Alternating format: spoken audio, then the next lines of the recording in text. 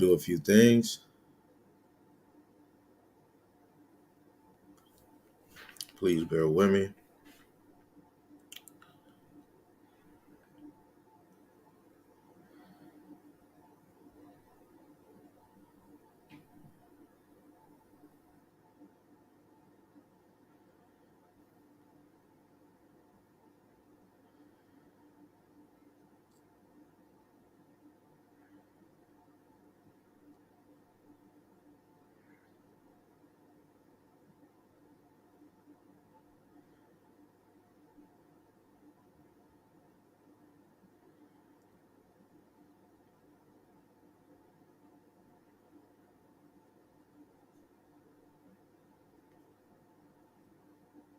Okay, hold on 1 second, family.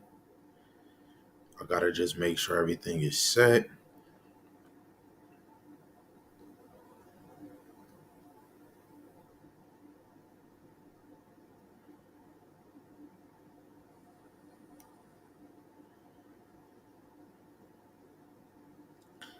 Just bear with me.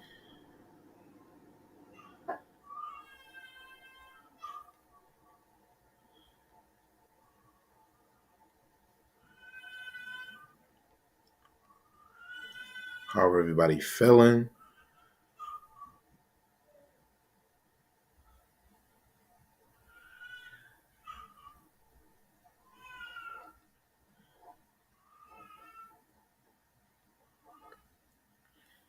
Trying to make sure we lined up. Shalom, shalom, Yahabashim Shai Brakathum, family. Try to make sure we set. Like I said, brothers and sisters can definitely add precepts to this lesson.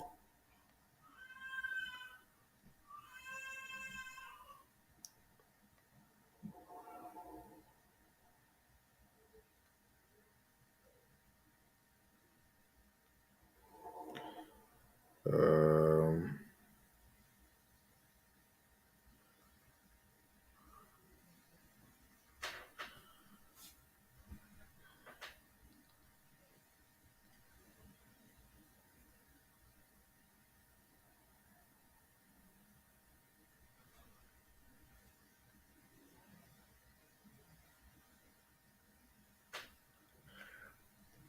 okay, family. Wait.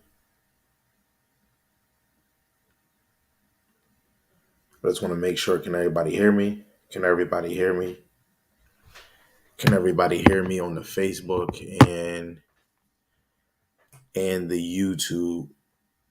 Oh, you can hear. You can hear her. Dang, dang. My service.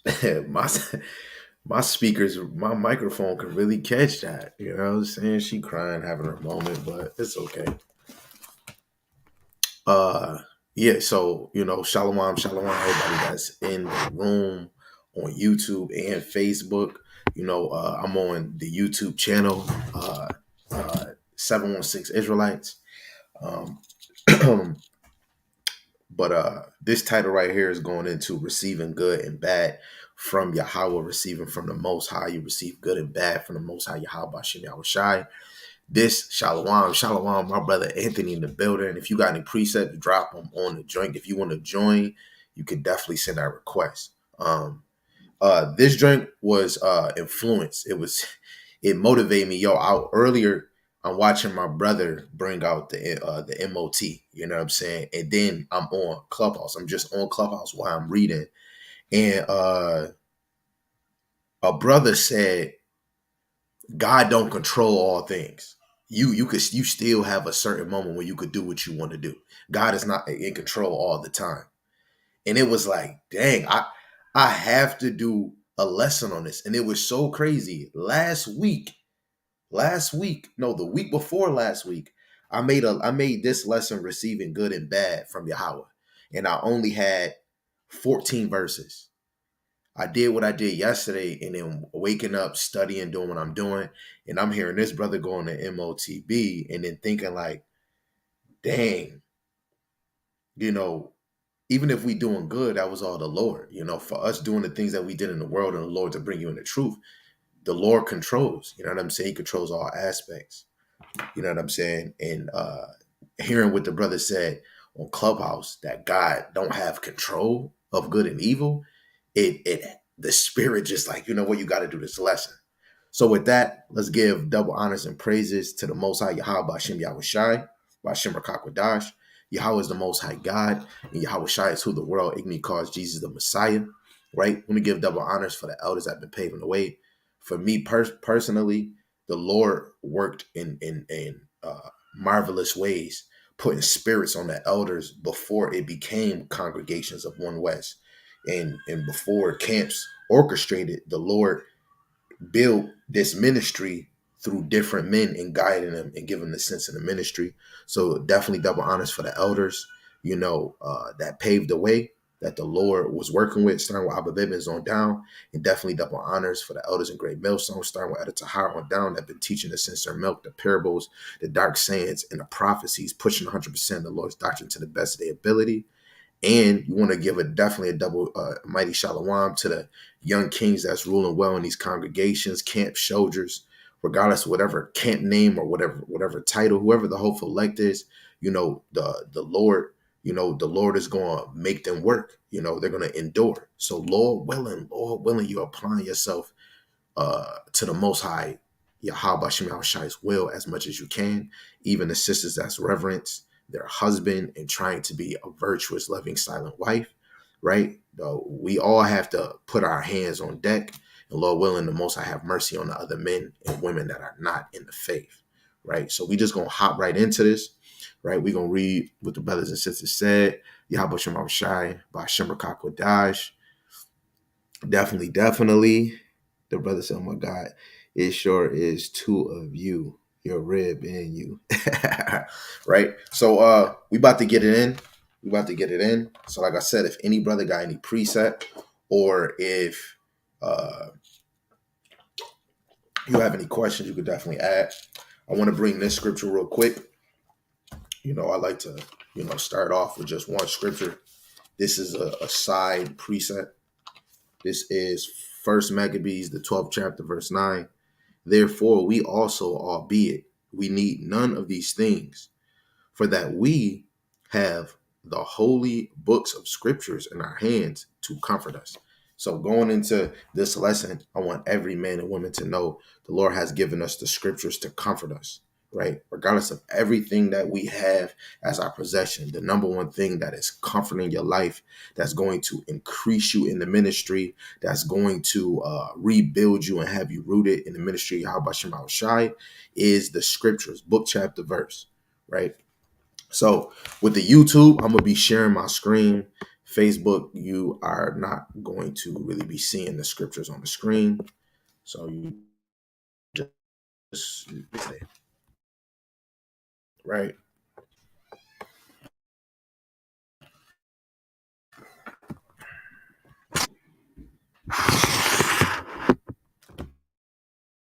Wait, what the heck just happened?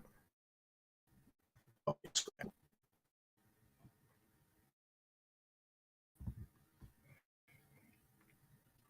I don't see nothing change. What the heck?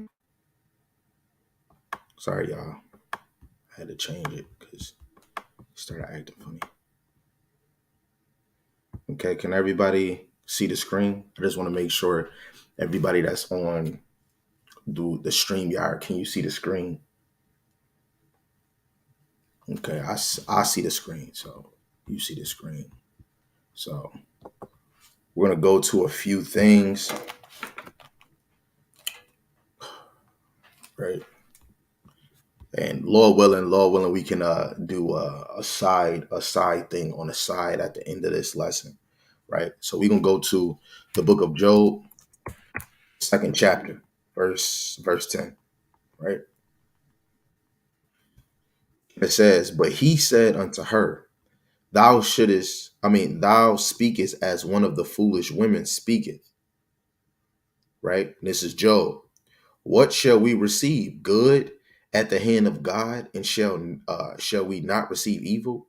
And all this did not Job sin with his lips, because when you read ahead, above, his wife was telling him to curse God and die, right? When you read the verse 9, it says, then said his wife unto him, doest thou still retain thy integrity? Curse God and die.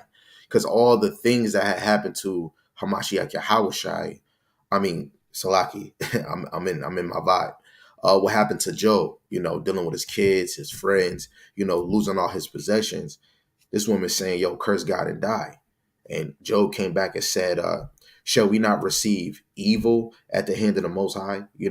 Even though, shall we not receive good from the hand of God? We're going to receive both from the Most High Yahweh Shema Shai. He created both for his own pleasure. He created all nations for his own pleasure. So the Lord can do whatever he wants, right? The Lord is the one that literally sows the seed. The Lord is literally the one that actually gives the increase, right? We're going to flip over to Job chapter 1 and drop down to verse 21, right? It says, and said, naked came I out of my mother's womb, right? And naked shall I return thither.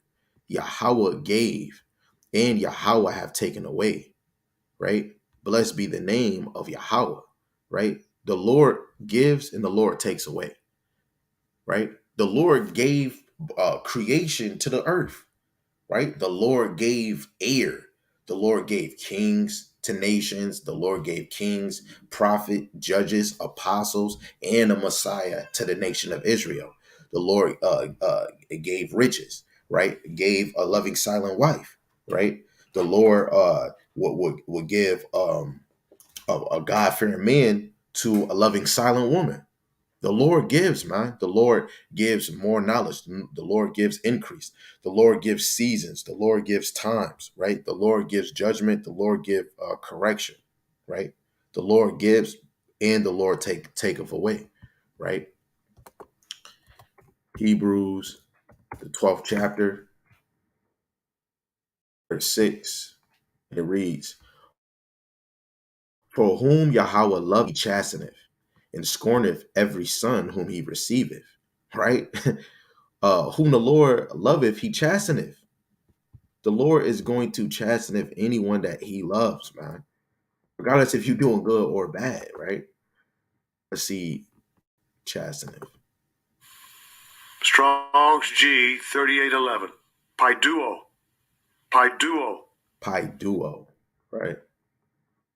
Biblical usage is to train children to be instructed or taught, or learn, to cause one to learn. When you chastise your son, even when you pop them, every child, or I mean, every parent that chastise their child, rebuke their child, criticize their child, you're correcting your child, you're instructing them, you're teaching them. I told you not to go in. I told you not to go on the street. I told you not to touch that fire, because that fire gonna burn you, right? It says, of those who are molding the character of others by reproof and admonished, of God who chasten them by the affliction of evil or calamities, to chase with blows, right?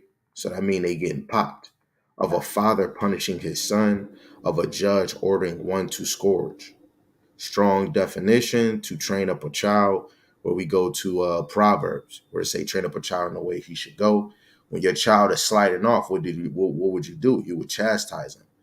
But even while you chastise them, you educate them from the mistakes that they have done. You don't just go around and just popping your child, but you don't want to spare the rod on your child, right? It says, or by implication, discipline. So when you pop your child, you discipline them. When you use verbal words and you correcting them on their bad decision, you still disciplining them.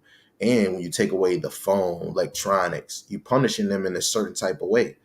Instruct, learn, and teach, right? Chastening, you're going to instruct, you're going to teach, or you're going to punish them. You're going to discipline them. You might a few times afflict them, right? Here or there, right?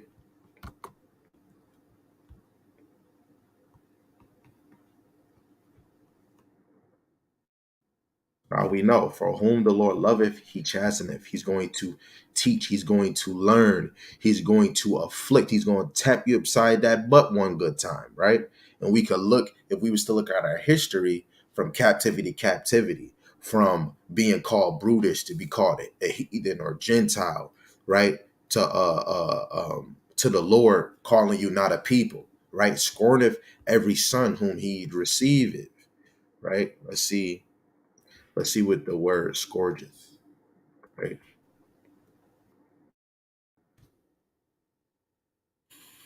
Strong's G 3146. Mastigao. Mastigado. Mastigao. Mastigado. Thayer's Lexicon. Related entry. Mastizo. Mastizo.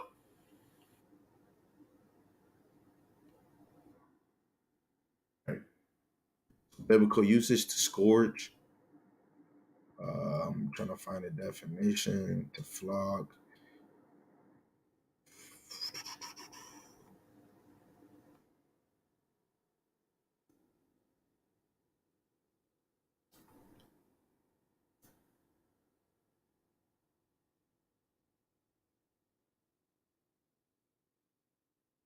Scourge.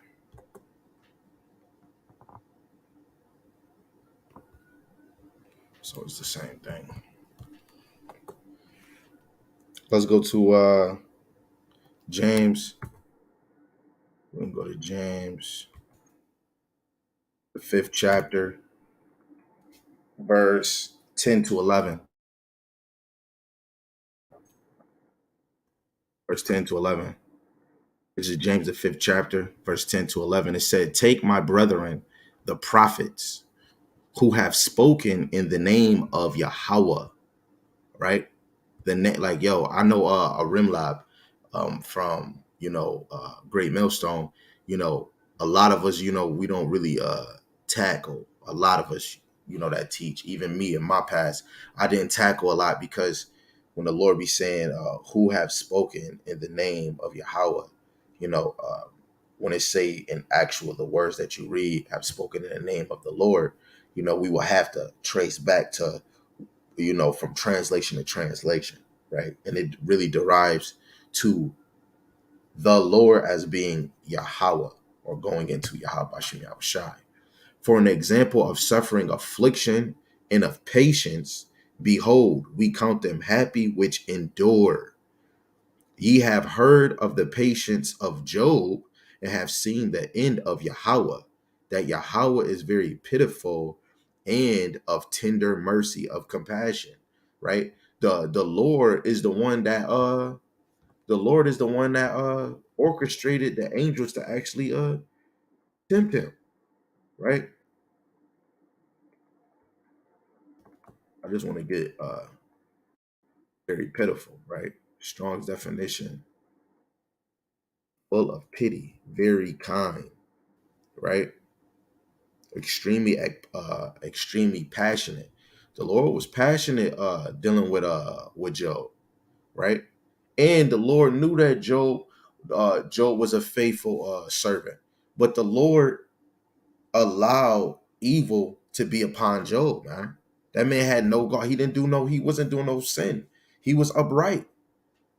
And the Lord allowed him to be tempted. You're going to receive good and bad from Yahweh Shema Shai, regardless if you are a student. If you're not getting chastised by Yahweh, how you know he really dealing with you? You know what I'm saying? Even when you get in the increase, a lot of us get the increase and get blindsided and start boasting on our actions or what we have done.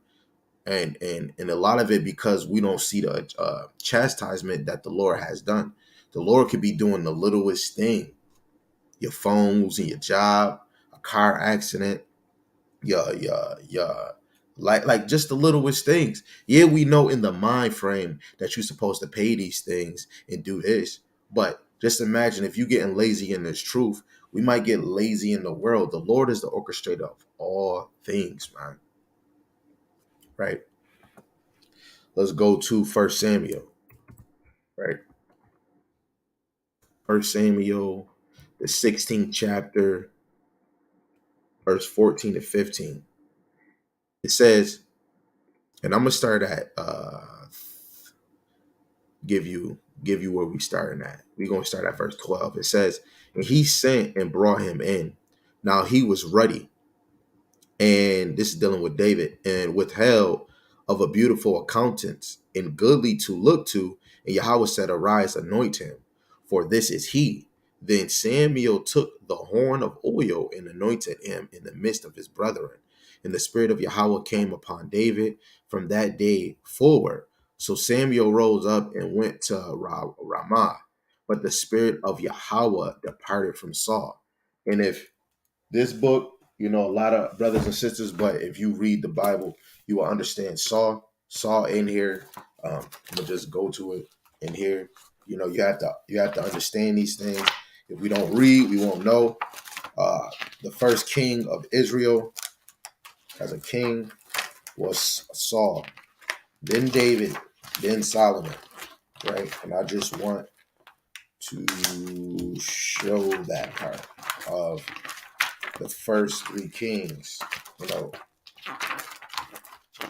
and then later on, uh, Saul died later on. Right? Here we go. So for anybody that's on YouTube, if you can see, it is right here. The three top ones right here: Saul, Solomon, and David. Saul, David, and Solomon is the top three right here. Top three, top three. If you're watching on Facebook, Saul was a good and bad king. First, he was good, and then eventually, you know, he started disobeying, going against Yahweh Shem Yahushua. You know, and it was all Yahweh Shem Yahushua. The Lord knew what He was doing, right? So back to it, verse 14. But the spirit of Yahweh departed from Saul, and the evil spirit from Yahweh troubled him. The Lord is the orchestrator of that, right? Verse 15. And Saul's servant said unto him, behold, now an evil spirit from the Most High, from God, troubleth thee. The Lord put that spirit upon you. The Lord allowed the left hand spirit to be upon Saul, right? Let alone any one of us, we get an attitude, we get angry, we want to kill somebody, we got a grudge towards our brother, we get in our emotions and feelings, we getting sick. Oh man, I'm looking at all the spectrums, right?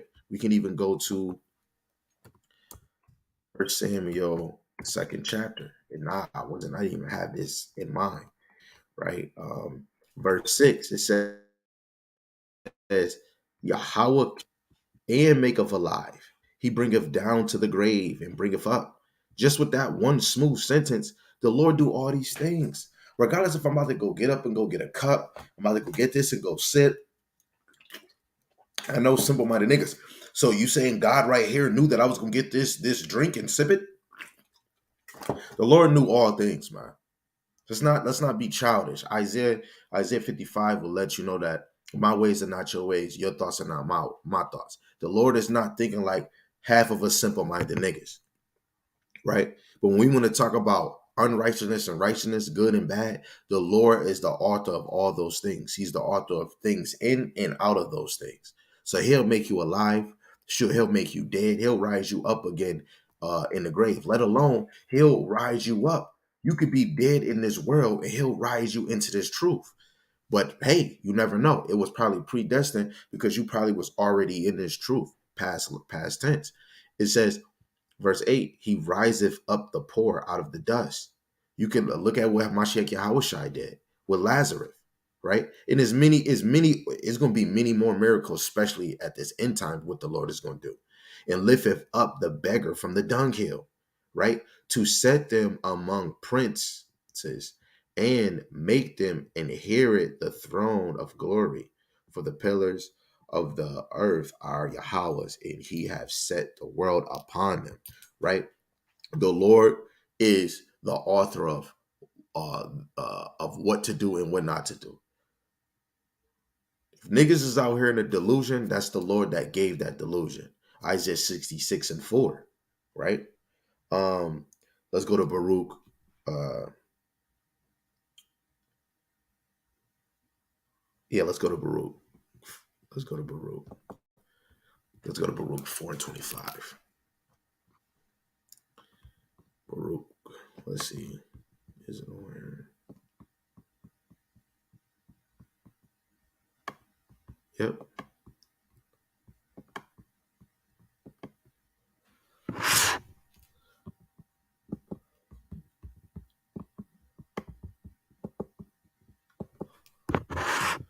So Baruch 4:25, it says, like as now the neighbors of Zion have seen their captivity. Wait, it's supposed to be 25, but I'll just keep reading verse 24. It says, like as now the neighbors of Zion have seen their captivity, so shall they see surely their salvation from our power. Wait, hold on. I just wanted to say, because I like this verse right here. It says, like as now the neighbors of Zion have seen their captivity. All the other nations around Jerusalem, around the Israelites, the so-called Hebrew Israelites that are the true descendants of Jacob, right? All the nations seen our captivity. So shall they see shortly their salvation from our God. So to flip it in the other way, all nations that seen us go into captivity, all those same nations is going to see our strange salvation. Isn't that beautiful? Right? It says, which shall come upon you with great glory and brightness of the everlasting. Right?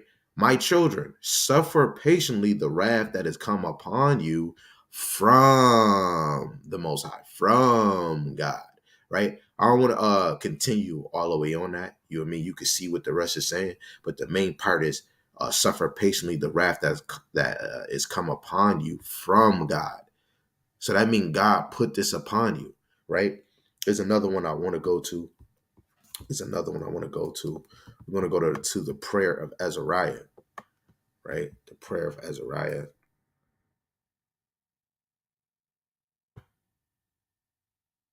Sorry,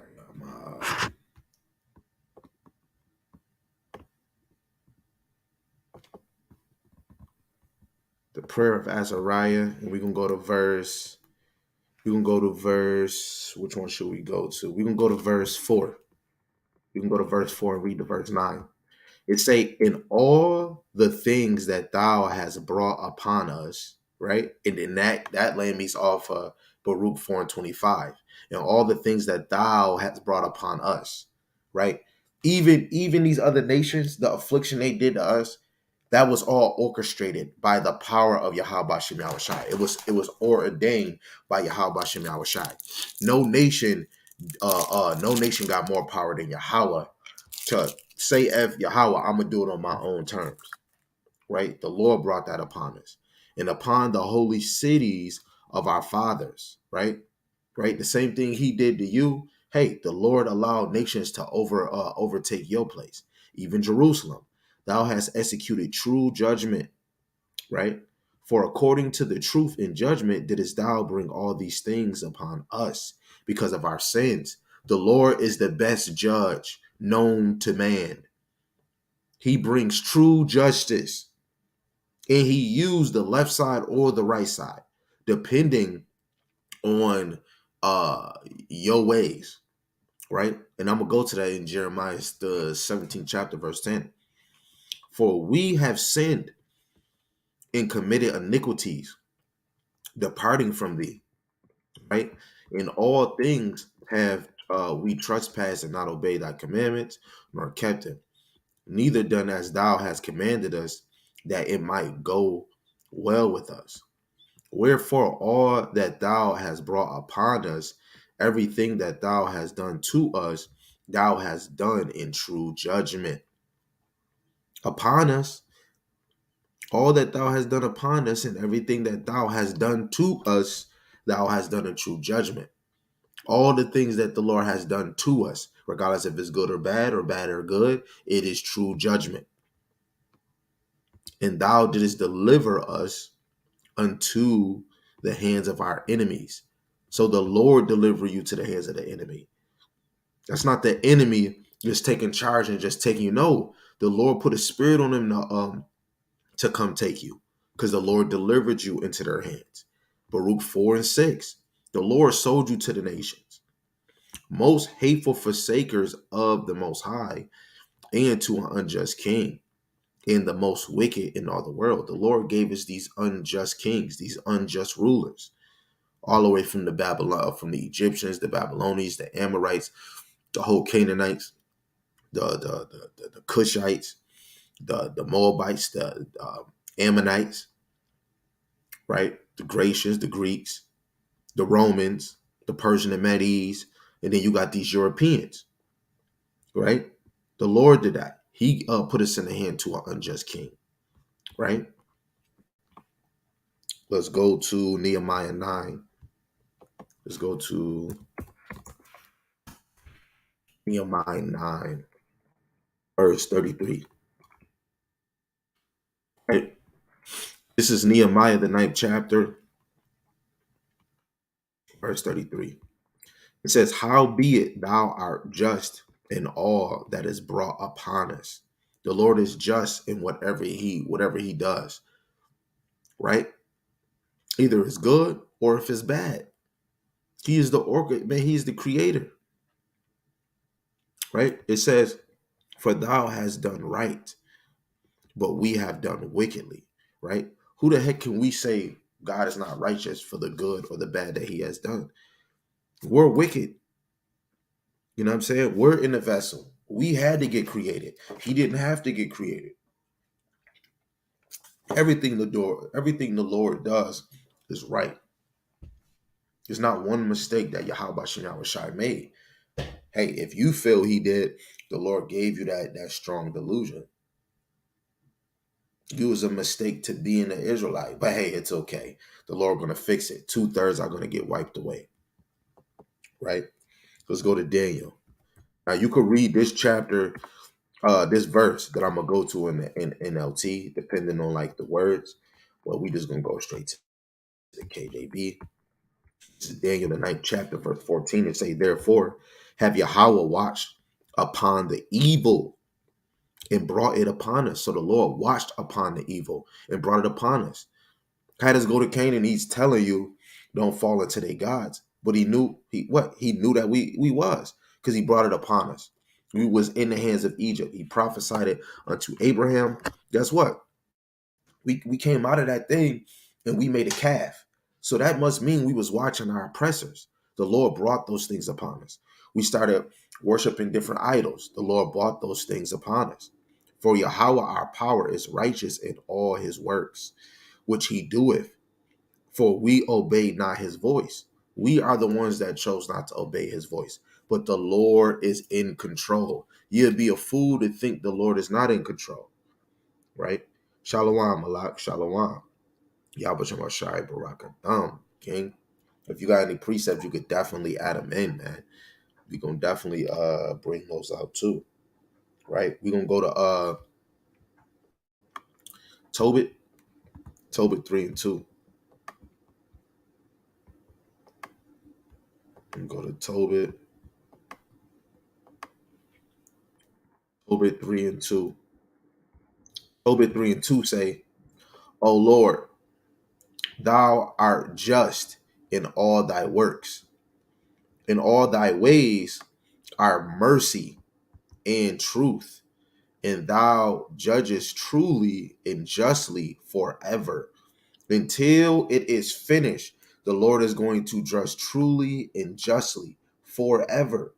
The Lord work is perfect. Whatever the Lord sent upon you, I don't, if it's a disease, if it's leprosy like he did to Moses' sister, you deserve it. You get HIV, you get AIDS, you get herpes, you get chlamydia. That is the Lord. Hey, some of us is dying from heart attacks, blood clots. The Lord has done that. I have back pains out of nowhere. The Lord has done that, right? Some of us get to real sick colds. Yes, it probably we ate something wrong. We was going outside and it was freezing. But guess what? It still was of the Lord, right? Because sickness is not of the Most High Yahweh. A lot of people get sick, they get comfortable. Some of us might not be able to focus. You might get a real bad headache and you might not be able to read. Those things is to take you away from the spirit, take you away from the Lord. Or you gotta really watch your surroundings. Watch the things you do, right? Because the Lord is in control, man. Right? It's just like when I say control, in order to watch a movie, of course, we have to wait for the directors to make the movie, the actors are doing all of that. And then when you watch it, regardless if we sitting here telling that girl, don't walk. No, you stupid, go to the other door, you idiot. You know how he is when we watching movies. You know what I'm saying? It's no way we can change anything because it was already created the way that it was. The director made that girl trip when it was nothing that made her trip. He made it. It's that way. Then you might have a girl that is running and she don't trip. You know what I'm saying? It's already predestined, just like me in your life. Somebody might go to wicked. Somebody might be in the truth and they get sifted out. The Lord did that. The Lord made somebody that don't endure to the end. The Lord might get somebody that's brutish. The Lord might have somebody get in this truth just to get in it for fame. And when they get fame, they leave and then they might get a bugged out doctrine. The Lord do that to make obstacles to get his real elect. To get the real elect, the elect have to be around a higher situation. That's why the narrow path is the most difficult, because you're going to see so much temptation on the outside of the ministry. You're going to see so much confusion out in the ministry. You're going to have some wicked, smooth talkers that's going to say some things that's going to get in your ear. And it might sound good. It might sound good. And some of us might slip into those delusions. That is all Yahweh Shema Shai, right? Let's go to Revelations, the 19th chapter. Everybody following along so far? Everybody understand it? And you want to add a precept? You got a question. Right? This is Revelation, the 19th chapter, verse 2. It say, for true and righteous are his judgment. For he have judged the great whore. Right? And it's so crazy. We reading this in scripture. It's already predestined. He's going to judge the great whore.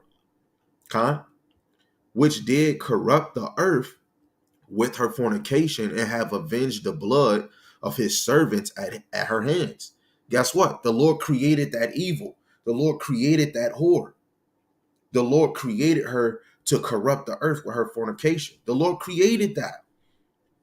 You can't have wicked or righteous in the world if the Lord did not create it.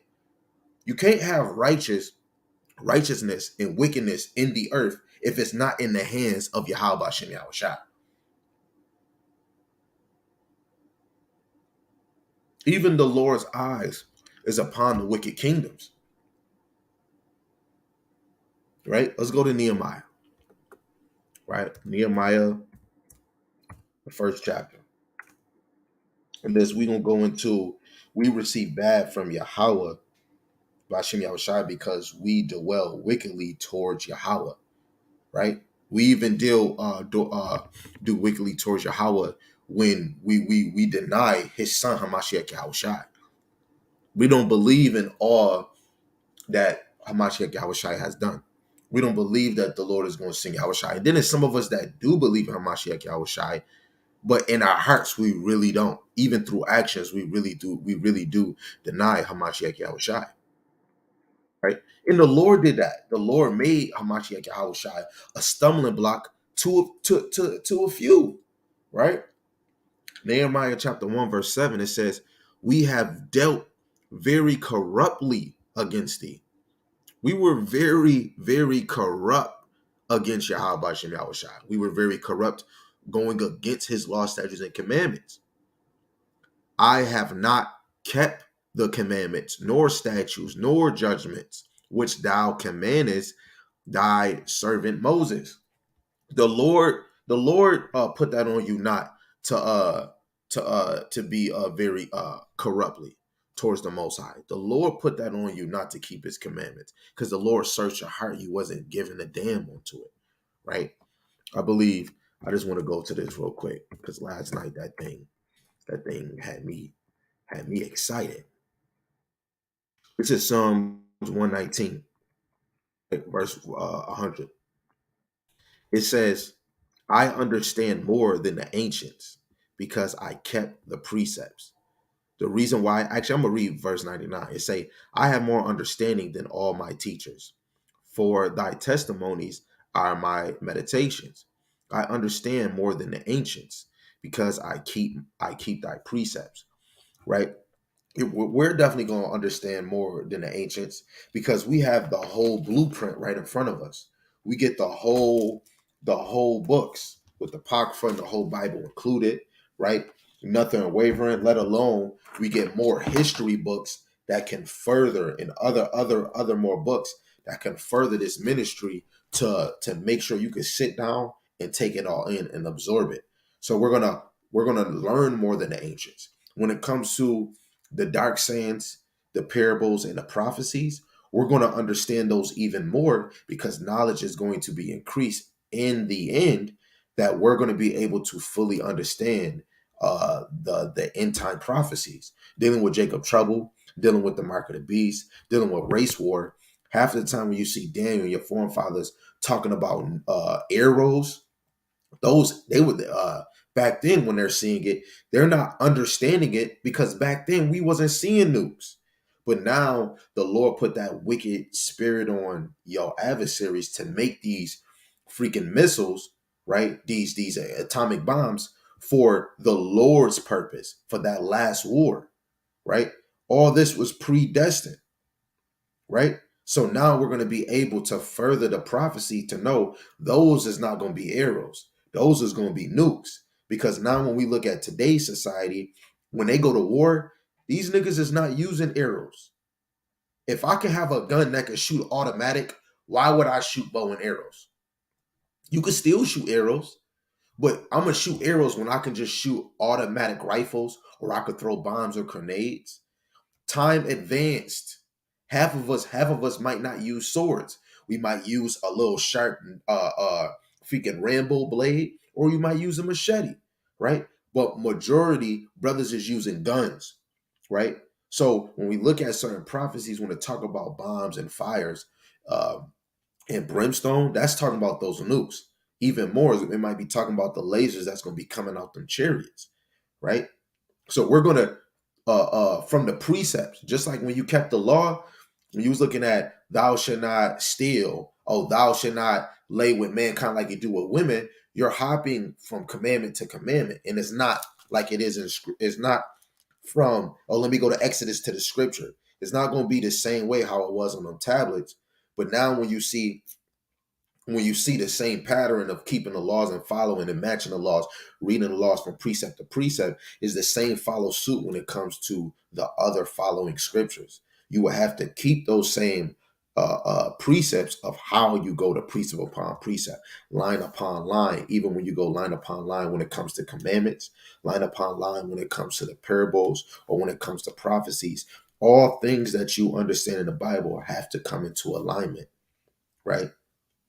And this is why things was dealt to us the way that it was, because we walked away from those precepts. We walked away from the meditation. We walked away from the foundation of the apostles and the prophets. This is why a lot of us, might not understand that we receive good and bad from Yahweh, right? Let's go to Daniel.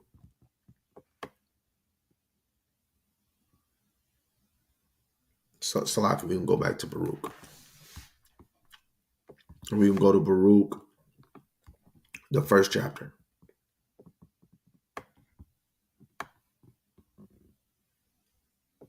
Baruch, the first chapter, verse 17 to 22. It says, for we have sinned before Yahweh, which I just said, just even going off of the precept I just read in Psalms 119, verse 100. And disobeyed him.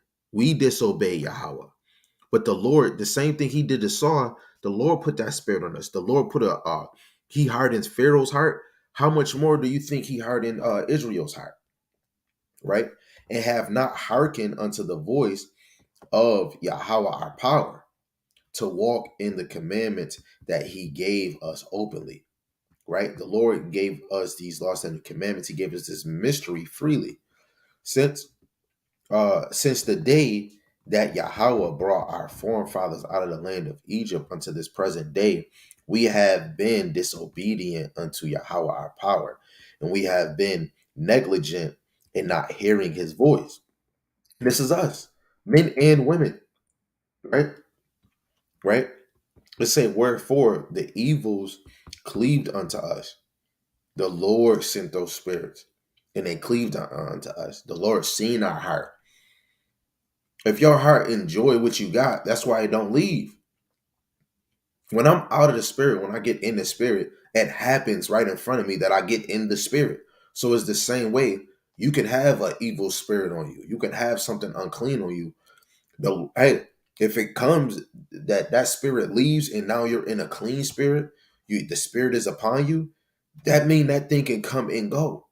But depending on what's in your heart, which the precept I said I was gonna get, um, in the curse which Yahweh appointed by Moses, his servant, at the time that he brought our fathers out of the land of Egypt, he gave us a land that floweth with milk and honey, like as it is to see this day. Nevertheless, we have not hearkened to the voice of Yahweh, our power, according unto all the words of the prophet, according to the words of the prophet whom he sent unto us.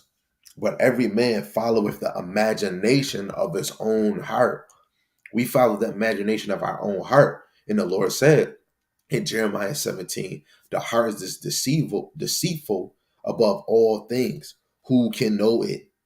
You know, a lot of us use our just thinking, say thinking without the counsel of Yahweh, or how would the Lord want us to move? We think with our own thoughts, with our own heart, and that's how we move, right? Any man that don't want to move on his own heart is going to look at how the Lord wants a man to move, right? What is a righteous man? What is this prophet? How can you move as a king? How can you be a husband? You're going to try to apply that to the best of your ability, and you're going to walk in those steps. Everything in the scriptures is learning to apply in your life. If you choose not to, that's the same way as you choosing life or death. A lot of us choose death. Either you choose blessings or curses. A lot of us say we choosing blessings, but through your actions, you really choose curses, right? To serve strange gods and to do evil in the sight of Yahweh. And let's just get to Jeremiah 17.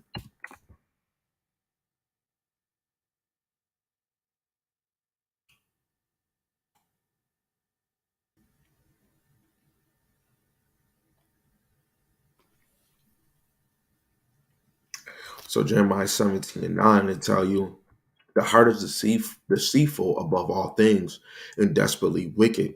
Who can know it? Right? Who can know the heart? The heart is that deep, your mind. Right? It says Yahweh searched the heart. So the Lord is searching the heart. He tried the reins, even to give. So even to give. So the Lord searched the heart and even to give every man according to his ways. So the Lord is giving according to every man's ways and according to the fruit of his doings. So the Lord is giving any man according to his ways and his doings, regardless if it's righteous or unrighteous. A corruptible tree cannot bring forth good fruit. A good tree, right, cannot bring forth corrupted fruit. According to your ways, you're going to receive. According to your ways, you're going to receive according to your fruit.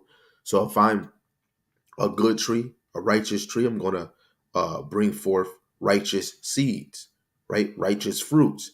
If I have a corrupted tree, I'm going to bring forth corrupted fruit, right? It's what you reap, what you sow, right? Let's go to Isaiah 63. Isaiah 63 and verse 17. It says, O Lord, why hast thou made us to err from thy ways? O Lord, O Yahweh, Why hast thou made us to err from thy ways? Right? The Lord made us err from our ways. The same way the Lord made Pharaoh harden Pharaoh's heart and harden our heart from thy fear. So our mind, we don't care. You know what I'm saying? We got more fear in a man that can stab us with a knife. That's a fact. If our hearts is hardened from the fear of Yahweh, and we have more fear than men, that's why he said in St. Matthew 10:28, don't fear the man that can kill the flesh, but fear he that can kill the flesh and the spirit. Right? Return for thy servant's sake the tribes of thy inheritance. Right? You got to get in this thing and to return back to Yahweh by Shemal Shai. That goes into that Baruch 4:28. Now our minds to go astray. Now that we return, seek him 10 times more. Right? Uh, that's what we need to choose. We can go to Romans chapter 2 in the 6th verse. It says, who will render to every man according to his deeds, right? Who will render to every man according to his deeds? Only Yahweh Shem Yahweh Shai, right? Of course, you go to work and you work, your boss is giving you a check. Oh, I'll give you a raise. I'll give you a raise. I'm going to give you a promotion. That's what Yahweh is giving you, right? Yahweh is giving you blessings or the Lord is giving you curses.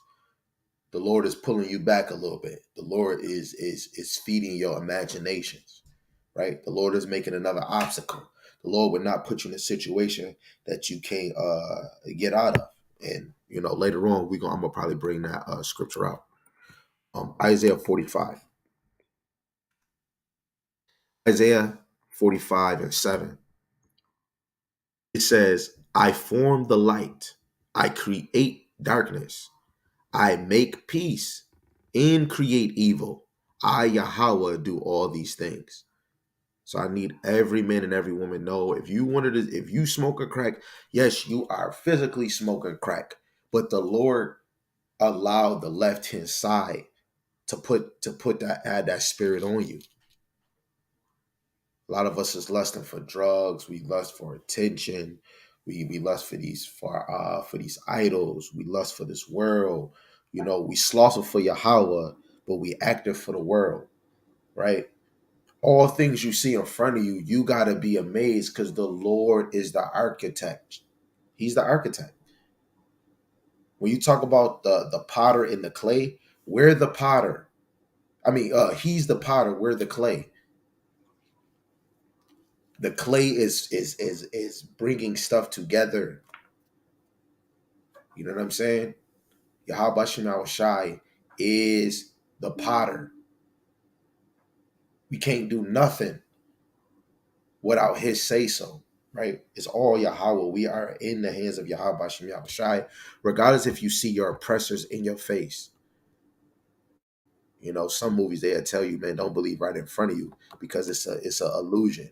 Yeah, this is the reality that the Lord put in front of us, right? For our learning, right? Um,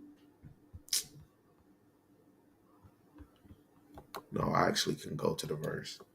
We about to go to Proverbs 19, and I'm gonna read verse 21. But I'm gonna read this in a New Living Translation. We know. I'm gonna just read in the KJV first to say there are many devices in man's heart. Nevertheless, the counsel of Yahweh shall stand. The counsel of Yahweh shall stand. This is why we even Psalms 101 say, don't get counsel from the ungodly. Right? Wait, let me not butcher that. Let me make sure we say it word for word. Right? Psalms 101 say, blessed is the man that walketh not in the counsel of the ungodly. So, nevertheless, the counsel of Yahweh, we have to get the counsel of Yahweh. But let's in the NLT, it say you can make many plans all your life, many plans. I'm gonna read it again. You can make many plans, but Yahweh's purpose will prevail. Yahweh's purpose will prevail. Yahweh's purpose will prevail. You can make as many plans. I'm going to this beach. I'm moving to Africa. I'm moving to Alaska. I'm moving to the moon. Well, you can make all these plans, man. I want to be a billionaire, a millionaire. I'm going to live in the sea. I'm going to live in the water. I'm going to turn into a woman. I'm going to turn into a plant. I'm going to do whatever. I'm going to kill anybody I want. Proverbs 9 and 21 in the King James says, right? Let's read it again. There are many devices in a man's heart. You can have as many plans, as many thoughts on what you want to do, goals, and accomplish. Nevertheless, the counsel of Yahweh shall stand, right? What the Lord has said, what the Lord has planned shall stand. You want to know why? Because it has to be finished, right? We're going to read it again in the NLT and put this in your memory bank. You got it in the KJV, but go to your KJV like I did just to make it even harder to people. Like for people that don't really go, like, yeah, it's a lot of us that read the Bible, right? And we see these same words. It make you be like, dang, I got to get on my swivel even harder because how it just said what it said. You know what I'm saying? So what I do is I go to the verse and I go right next to it and I write NLT or whatever verse I want, the GNT or the CEB that hits right on the heart. But the NLT told you, it showed you, you can make many plans, but Yahweh's purpose will prevail. You could do all that you want. So it's either you're gonna be a 2/3 because the Lord purpose will prevail. It's either you're gonna move like the 1/3, 144 elect, or you're gonna do your thing, and guess what? You're going to be consumed by the brimstone and fire. Shalom, shalom, my brother Yahweh Shemashai Barakatham. Right? Okay. Let's go to Romans. Let's go to Romans, the 8th chapter. Romans 8, verse 28. Right? This is Romans 8, verse 28. It says, and we know that all things work together for good to them that love God. Love, St. John 14:15. If you love me, keep my commandments. So love is going into an action. Only the hopeful elect, the ones that's actually the Lord is enabled, 1 Timothy 1 and 12. If the Lord enable you in this, he's seen in your heart that you were faithful, right? But we know that all things work together for good to them that love God. So if you love God, everything that you do to please the Lord is the one orchestrating you in the ministry. Here, this increase, more brothers around you to keep you on fire. All of those things is the Lord planting you around other lively plants that's near water. So there's no way brothers might, you might be lowly in the spirit, but the Lord seeing that you loved him, you showed him in actions, you showed him in faith. So the Lord surrounds you around solid men or solid sisters that you're going to stay on fire. The Lord might bless you in the time of the COVID. And guess what? Brothers was getting stimulus checks. I don't care. This man was giving you a gift, but I wasn't going like how I was in the world. I had friends that was in the world that was buying pounds with stimulus checks. Man, me and my lovely family, we was traveling, laboring with congregations, man. WFI, HOI, the brothers that I labor with.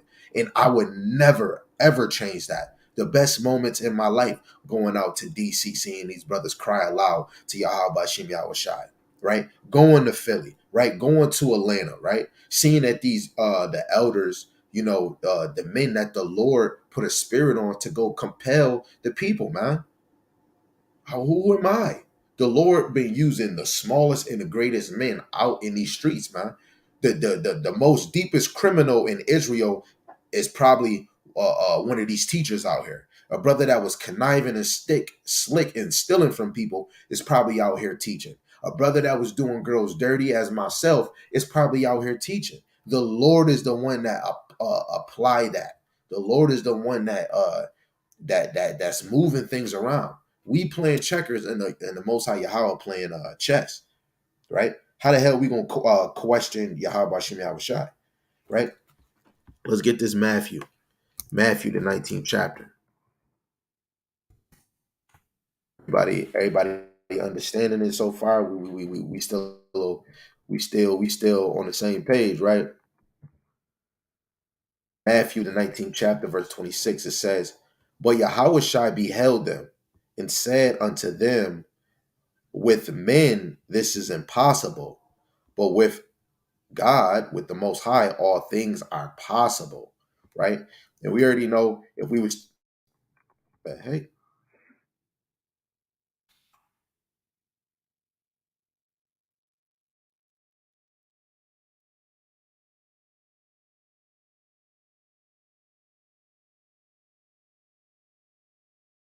right. So, like it say right here, this all goes into the rich young ruler, right? But when we go to 26 off of everything that we already read, right? When we talked about receiving good and bad, it's not possible for me to say that you could receive good and bad from me. Like I have the power for all people, right? Yes, we could be out here doing people dirty and good, but we're actually trying to, really be serious because this is the Lord's ministry. So, like Hamashiach Yahushai said, with man is impossible, but with God all things is possible. Especially if I want to be more humble, I have to yield to the authority of Yahweh Shemi Shai. Because me as a human, I'm in a weak flesh. You see people with greater things that you might not have. You might see a brother, I'm 5'7", and you might see a brother that's 6'2" or something. A lot of us desire what somebody else have, right? I might be going through this, but I wish I could take a few things so I can have a better life like he did. You know what I'm saying? All things in life, either good or bad, especially if we talking about the ministry, man, that's only possible for Yahweh Shem Shai. For me to be able in the truth, that's only possible for Yahweh Shem Shai.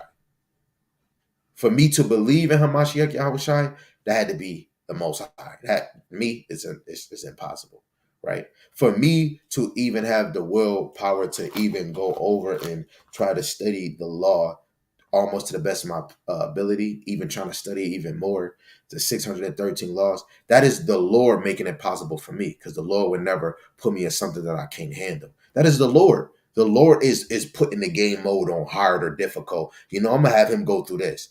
A lot of us almost go through the same thing, but in different ways. Some of us go through worse things and less. Who am I to say, hey, yo, brother, I'm better than you, or no, actually, you better than me? None of us is better than anybody. The Lord is chastising you. He working with him. He working with him. You might teach different. Everybody has different angles, and the Lord is working with you different ways, right? But we have to own up to it's all in the hands of Yahweh Shem Yahweh Shai, right? Uh, Shalom, Frank Yahweh Shem Shai Barakatham. Let's go to Proverbs 16. Proverbs 16. Let's drop down to verse 4. Right? It says, Yahweh have made all things for himself. Yeah, even the wicked for the day of evil. So the Lord made all things. So when we hi, uh God didn't create gays. Yes, he did. Isn't that a sin? So don't he create evil? Don't he create darkness? Darkness? He created it, right? That was there. But the Lord, if it's not there, how can the Lord tell you, hey, a man shouldn't lie with mankind? If it's there, the Lord is trying to tell you, hey, this is what you should not do. Don't partake in that. Because it's there. Other nations is slowly, other nations is doing it. Let alone look at Israel. It falls into Israel hand. Look, other nations is believing in another God. I was here first. I'm here for you. I'm here for you, Israel. But as soon as you get around these other nations, you start listening to their God. But I'm here for you. The Lord creates all things, man. He creates all things. And the left-hand side is going to either come and test you and tempt you, right? Test your faith, see if you're going to endure, see if you're a man that's going to slip, right? And then you got the right-hand side that's going to increase you in knowledge, build you up, pull you from the side of air, right? The Lord is in motion, and it's a balance. You can't just have all good. Because if it's all good, we wouldn't be in captivity. We would be just like what Biggie think he's saying. and being like, big, I'm gonna be in heaven with the goody goodies. No, it ain't working like that. And we ain't even goody goody. It's only one goody goody, and that's Yahweh Bashem Yahweh Shai. Only thing, we going in the kingdom because the Lord seen fit that we were righteous, we were just, and getting rulership is beyond what the heck brothers have in their imagination. To get back and to know your kids, you half of the time you gotta look out your dang window and see pedophiles. The Lord created pedophiles, man. The Lord got your damn enemy putting things right in the TV and promoting homosexuality in front of your children. The Lord created it. He see it. We talking about, why the Lord allow these Africans or these black or Jamaicans to go in, to get beat or get boat broke or to be starving. The Lord is allowing these things to go, right? Who's gonna fold? Who's gonna hearken to me? Just because we see disaster does not mean let's stop calling on the Lord and let's just cry out. Regardless, we see disaster, that means you should be calling on the name of the Lord. A lot of us see disaster and death and niggas dying. We want to get our cell phone. This is how we know the Lord is sitting back. When you play the video game, my game ain't playing right now. So that game is not playing on its own. I gotta turn it on and play it. We're in a motion that the Lord created, and this thing is non-stop. So that means the Lord is always in motion. Always in motion. We're in a truth story right now, right? Let's go to Ephesians 1 and 11. We're gonna read this in the New Living, right? Because this is I had seen this, and I'm reading the KJV. I'm like, ooh, it was beautiful. I'm gonna read in the KJV, and then I'm gonna go to the New Living, right?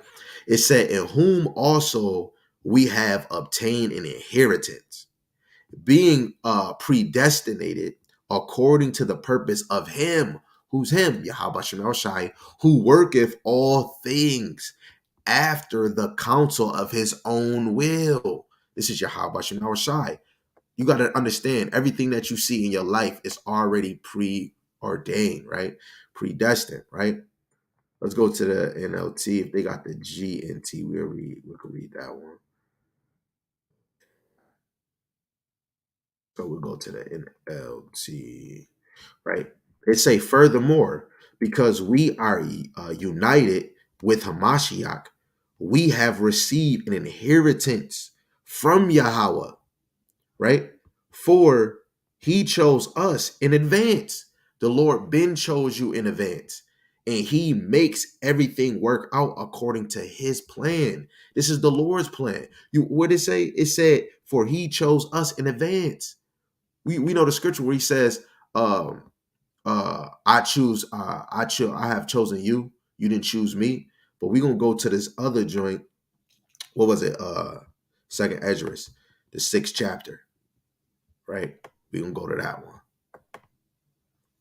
Shalom, shalom, Akwaf. If anybody could drop that scripture on the comment board, I have chosen you, you haven't chosen me, or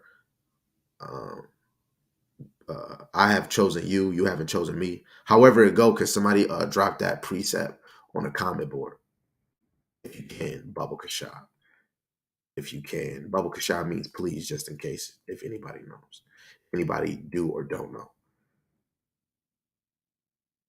Somebody please drop that down.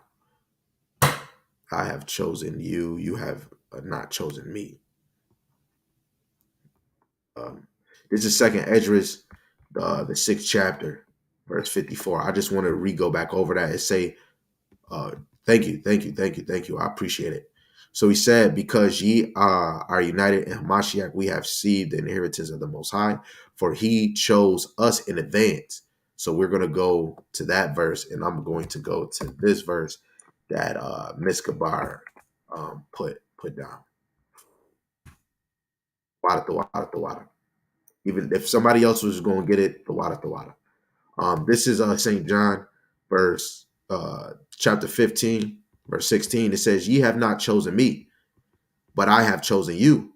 It's predestined, right? The Lord been chose us, right? Thank you, Mariah. See, look, see. Teamwork make the dream work. And ordained you that ye should go and bring forth fruit, and that your fruit should remain, that whatsoever ye shall ask of the Father in my name, he may give it to you. He may give it you, right? The Lord has chosen us, right? We haven't chose the Most High. This is the Lord already got it, right? Let's look at this. This is Second Ezra, the 6th chapter, verse 54. It says, and after these things, Adam also, whom thou madest Lord of all thy creatures. So we're talking about all thy creatures, man and woman, and all animals. Hamashiach Yahushai made Adam the Lord of all thy creatures. Of him come we all. So all men and women come from Adam, right? All nations derive, right? It say all the people also whom thou hast chosen. So now is a difference from all the people in the world and the chosen. So all the people in the world, since I know, is 18 nations in the earth. So we're going to say in the format of soon when all nations is on in the platform of the minute of the scriptures, all 17 nations, all 18 nations come from Adam, and the people also whom thou hast chosen. So out of the 18, it's one that is chosen, right? All this have I spoken before thee, O Lord, because thou madest the world for our sakes, right? And I just got to get this picture before we continue, right? Because the Lord has making it for our sake. Let's get the uh, in and out of America, even white man, us, I believe in 18 nations, 18 nations in general.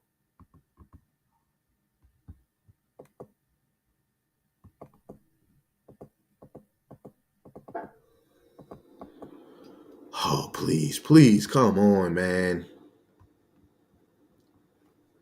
Okay, the 18 nations. I'm trying to get the picture. The picture is right here. But I know it's okay. So the 18 nations on YouTube, you can see me. YouTube, you can see YouTube. Anybody that's on the StreamYard, you can see the screen. Facebook, you really can't. So when it said in that verse 54, all the nations, everybody come from Adam. It goes to 2 all the way to 17. You can't see it because of that. So 2 all the way to 18, those are the people that come from Adam. Even the chosen, which is the green, and that would be Israel in the top part. If you see my arrow at the top, this is the chosen that also came out of Adam, and these are the others that came out of Adam. Even if you believe it or if you don't, that is totally fine, right? So back to verse 55 in Second Ezra, the 6th chapter. All this have I spoken before thee, O Lord, right? And this is Ezra that wrote the book of Ezra, Nehemiah, First and Second Ezra, right? He said, because thou madest the world for our sake. And what is he going into, right? This whole foundation is supposed to be ours. We're supposed to be running this, but we're not. We're the tail. It says, as for the other people, what did we just see? The other people is from 2 to 18. I'm going to just say it just for the Facebook sake.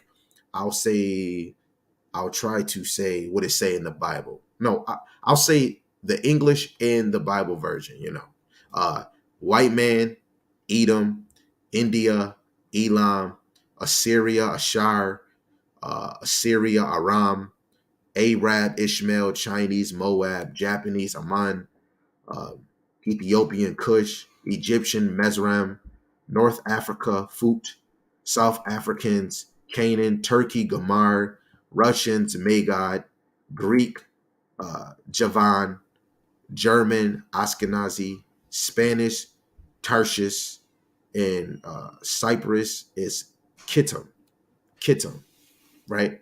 And then you got Israel, which is Yasharalem, breaking down Jacob's descendant. And when you count the sons of Jacob, it's the 12 sons, the 12 tribes of Israel, right?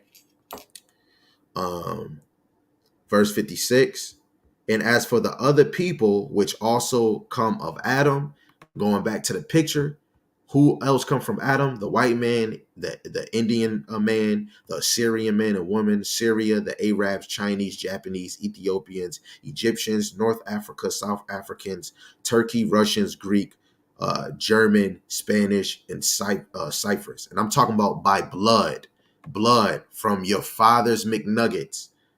That's what I'm talking about, right? As a nation, right? Come from Adam, thou hast said that they are nothing. So from everybody that I said under Israel, the Lord said that they are nothing. That was predestined. It's nothing that me and you can do anything about it, but be like unto spittle. Hey, I gotta spit. Babe, Miss Gabar, I'm not spitting in the house. You know, say that's that spittle.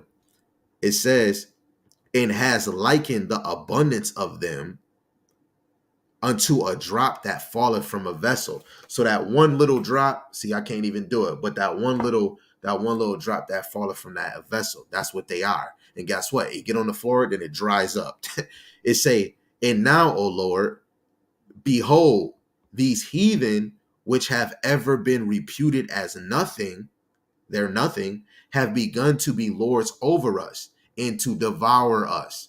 Hey, hey, if my sister Eudora is on here, hey, my lovely Miss Gabar and Miss Gabar, isn't it funny how we was just talking about, hey, are you gonna go over that today? Are you gonna do this? And how did the verse just say, and reputed as nothing, have begun to be lords over us and to devour us? Okay, let's go to scriptures how the Lord allowed the other two, the other nations besides Israel from 2 to 18. I'm gonna just say it, show it again for the people on YouTube, right? From everybody from 2 all the way to 18, especially number 2, has have begun to be lords over us and to devour us. Let's get some precepts on that, right? And that's great. This is how the Lord really works. I wasn't trying to bring these out. This is supposed to be for another lesson, but hey, you can't hold it back, right? This is Limitations chapter 5, verse 8. Remember what we just read in 2nd Ezra chapter 6, verse 57, right? Have begun to be lords over us and to devour us, right? Limitations chapter 5, verse 8. Wait. Before I read that, I have to read this other precept. You see how the precept just smacked me right in the head? It's like, no, brother, I need you to go here too, right? And some of these precepts, if I sent out my notes, some of these precepts are not on the notes, right? So we're gonna go to Judith in Apocrypha, verse verse 20. And this is going to land me off of that verse 57 before we go to the other precepts. It says, now therefore, my Lord and governor, if there be any error in this people, this is talking about Israel, the 12 tribes, they sin against their power, let us consider that this shall be their ruin, and let us go up and we shall overcome them. So they're gonna devour us, right? This is Limitation 5 and 8. It says, servants have ruled over us. There is none that doeth deliver us out of their hand. The Lord given us, we just read in the prayer of Azariah, the three holy children, chapter 1, verse 9, that he has given us to lawless enemies. Then let alone while we're in these lawless enemies, servants have ruled over us. It's none that's going to deliver us. Let's go to Ecclesiastes chapter 10, the 10th chapter,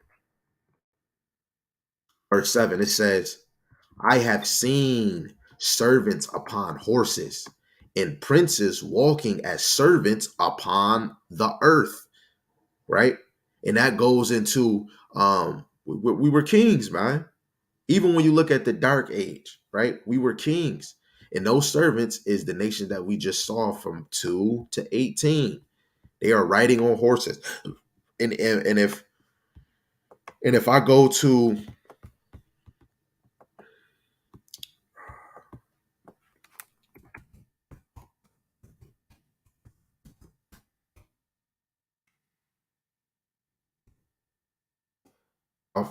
Now, if you're on YouTube, you're gonna see it. I just go to Google and type in slave masters on horses. Right, you got one right here. This dude over here holding the horse tail. Usually, most horses, if you in the back, they'll kick you. Look at it, like look at them. It's just crazy. Look, he running. Look, you see that right there? Look, they all on their horses, and you got us picking hay over here. You got the guns, and you got niggas over here on the ground. You got niggas running up trees, and you got the oppressors getting dogs seeking after them with guns with rifles. You got Puta Kente right here, chained to a dang horse, and the slave master got a either a coon slave standing next to him. I think that's a Bible in his hand, right? I'm just showing pictures because I know Israel, y'all like visual stuff to even believe in the scriptures, right? This is the cotton field, and your oppressors is on the horses, and you over here laboring for free. Your forefather, most of them was laboring for $2, $3. I mean, 2 or 3 cents. You got this one right here. This is a drawing. This is Haitians at U.S. Mexico border. This is Haitians. This is Haitians over here, man. These is Haitians, right?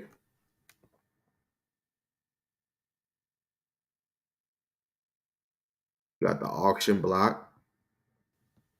You know what I'm saying? Back then, cameras wasn't good back then. So, a lot of people was drawing. Look at this.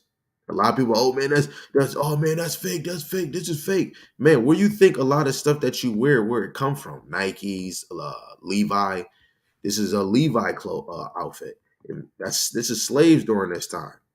And they got a nigga right here. This is a man. This is a black man, and you got horses on one side and horses on the other side, and they smack them on their butt and they separate themselves. And that's why when you look at your tag, it got horses and it got pants. Back then, when Levi's came out, I don't know if y'all know, but when Levi's first came out, they had a nigga on like in the back of your tag. It was real little, but it was a nigga, not pants. I guess they upgraded, but now they got pants and they got strings connected to the pants, and they're trying to play semantics. But if you was to really know where it derives from slavery, man. You know what I'm saying? So I'm just giving y'all the visual because I know how Israel is. We like to see visuals sometimes, right? So let's keep going. Let's go to Psalms 106, verse 41. Psalms 106, verse 41. It says, and he gave them into the hand of the heathen, and they that hated them ruled over them. You understand that? He gave them, and we just read this in we just read this in the prayer of Azariah, the three holy children, chapter 1. You read it in Baruch, right? Baruch, the 4th chapter, verse 6 and 7.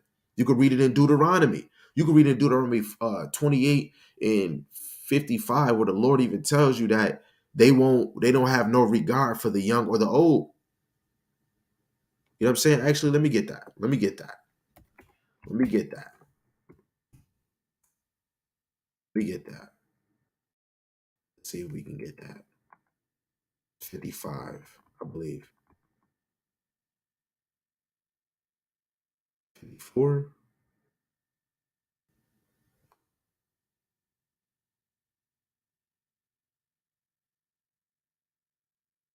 It's supposed to be, or is it 40 something? Here we go. It's 50, verse 50. It said, a nation of fierce accountants, which shall not regard the person of old, nor show favor to the young. They're not going to regard the old or show favor to the young. The Lord allowed this to happen. We serve an awesome God. Yo, and look, I'm just saying it for me. I love this, man. I'm glad I get to see. I'm glad we all get to see that the Lord is the one that did this. Before I'm gonna point a finger at Esau, it was our fault. Our fault. We wanted to be some stiff necked niggas against Yahweh, thinking that we was better than Yahweh. Look what the Lord put you through. Right? We're gonna go back to the prayer of Azariah, and this lambies off of what we just read, chapter 1, verse 9. And now we cannot open. Wait, hold on. Is this it? Yeah. And now, wait, no. This is not it. Wait. Hold on. Wait. Hold on, brother. What is this?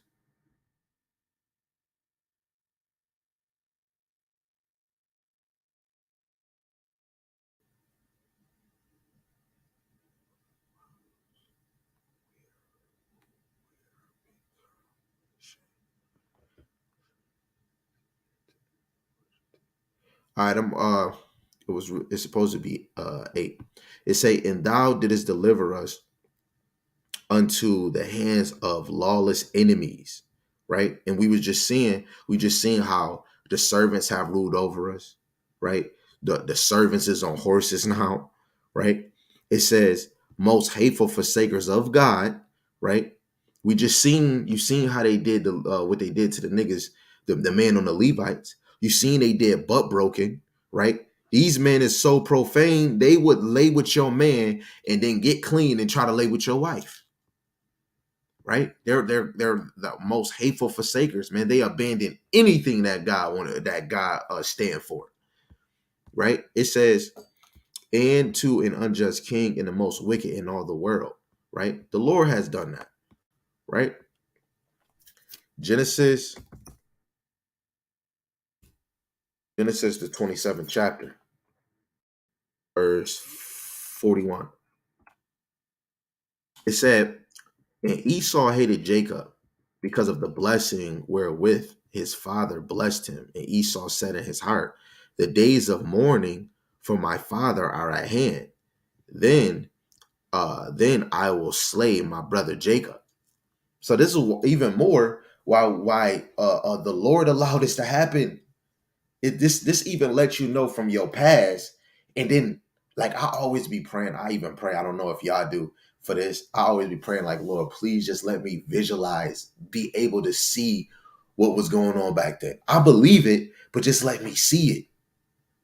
Let me like see it with no with none of that freaking Kool-Aid that Esau put in his movie and make it fictional. Let me see some type of visual of what happened in the past. And look where we leading to right now. Esau is the most wicked person on the earth. And any man to say that you're not in the hand of Esau, he's a goddamn lie. Because the number two characters is Jacob and Esau. Esau is the head of Idumea, Edom, and Jacob is the head of the nation of Yasharallah, Israel, Jerusalem, right? Those are the two main characters.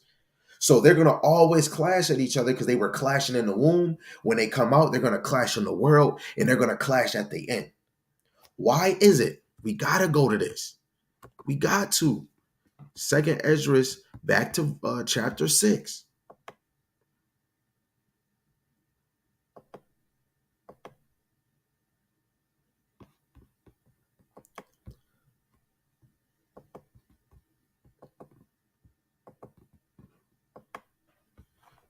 Let's go to Second Esdras chapter 6, verse 9.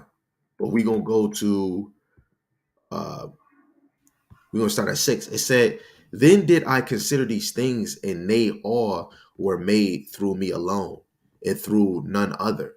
By me also they shall be ended, and by none other. Then answered I and said, what shall be the parting asunder of the times? Or when shall be the end of the first, and of the beginning of it that followeth? That's a very good question. When is going to be the end of the first, and when is going to be the beginning of it that followeth? That is a very good question. Very good question, especially when you looking at the scenery, man. What the heck, man? And why we at 2023, and this is way back. One of your big brothers, man, one of your old uncles. is writing this, man. Verse 8, it said, he said unto me, from Abraham unto Isaac unto Jacob, right? These are the very important characters. Abraham, Isaac, Jacob. Esau were born of him. Jacob hand held first the heel of Esau, right? For Esau is the end of the world, and Jacob is the beginning of it that followeth. All of this is predestined. All of it is predestined, and we're not finished with the time of Esau until the fulfillment of the Gentiles, until the fulfillment of Esau is done. We're waiting for the Lord to finish, say, end of Esau. We're waiting for that. But while we're waiting, we supposed to be preparing ourselves for the beginning. And while you prepare yourself, you want to make yourself clean and new so that you can inherit what is new. But if you're not cleansing yourself, trying to make yourself lowless in heart, trying to make yourself the reflection of a Mashiach Yahweh Shai, how are we going to be able to be able to see that newness? Let's go to this last precept on this part right here. Let's go to Dan. Now, I keep bringing this out, and it's just crazy how it goes to what we're going to. This is Daniel, the second chapter, verse 21. It says, he changeth the times and the seasons. He removeth kings and set up kings. So we started with servants have ruled over us. He set up kings and removed kings. He made the world for our sakes. Guess what? We lost that off of our rebelliousness. Then he removed us and set up new kings. But those kings were only set for a moment in a time. Daniel 7 tells you that when the Lord comes back, he's going to take away their dominion. Right now, these rulers still have their dominion. He gives wisdom unto the wise. The Lord is orchestrating the good and the bad. The Lord orchestrate who's getting the wisdom, who's getting the knowledge, who's getting the understanding, and who's not. And knowledge to them that knowledge to them that know understanding. Right? Oh dang, I had it. It said he giveth wisdom unto the wise. Dang, man, what verse I was about to bring? Oh man. Man. Oh man.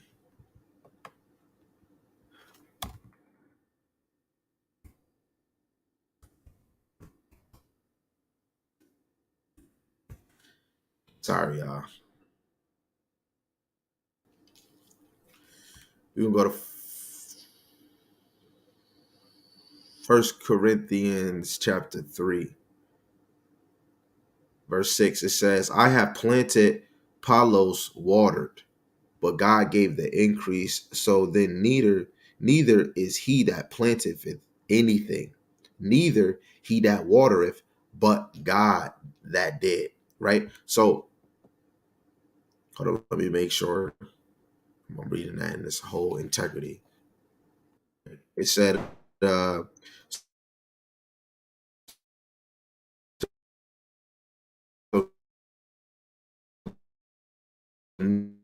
neither is it he.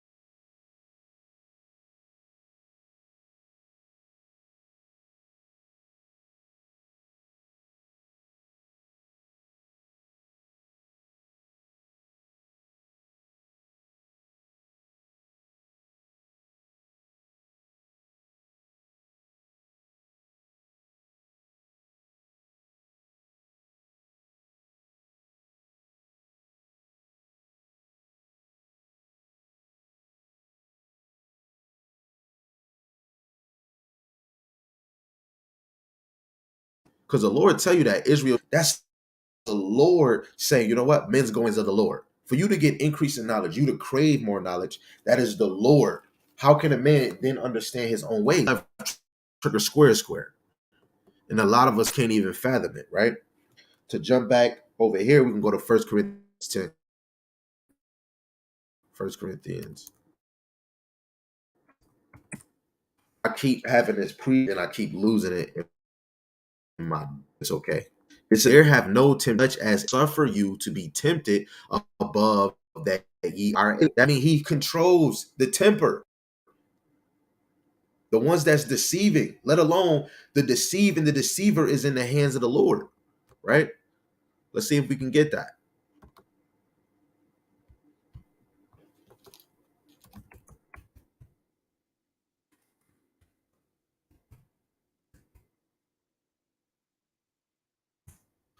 The deceive and the deceivers.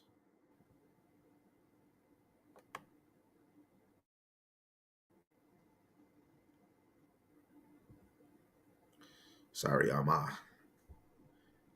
internet, the connection is acting funny. This is Job, the 12th chapter, verse 12. It says, with him is strength and wisdom. So with the Most High is strength and wisdom. First Chronicles 16:11. Seek the Lord seek the Lord in his strength and seek his face continually, right? You go to 2 Ezra 8:4, he tell you to devour wisdom, right? It says, the deceive and the deceiver are his.